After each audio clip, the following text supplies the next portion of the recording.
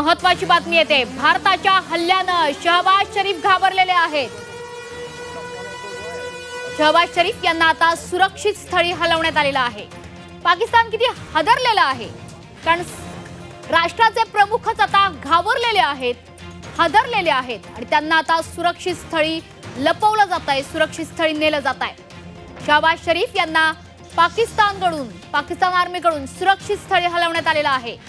भारताच्या सातत्यानं हल्ला जो होतोय त्यामुळे शरीफ सुद्धा घाबरलेत। जवळपास 15 पेक्षा जास्त शहरं भारतानं टार्गेट केलेली आहेत।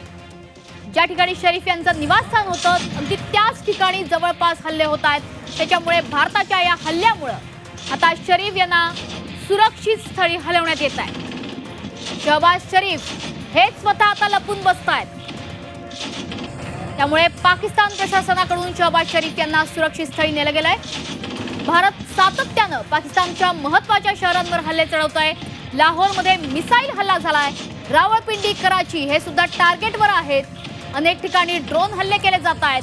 सातत्याने पाकिस्तानमध्ये स्फोटांचे आणि गोळीबाराचे आवाज सुरू आहेत। ब्लॅकआउट करण्यात आलेला आहे। पाकिस्तानी जनता तर घाबरलेली आहे, मात्र आता खुद्द शहबाज शरीफ हे सुद्धा घाबरलेत। त्यांना सुरक्षित स्थळी नेण्यात आलंय।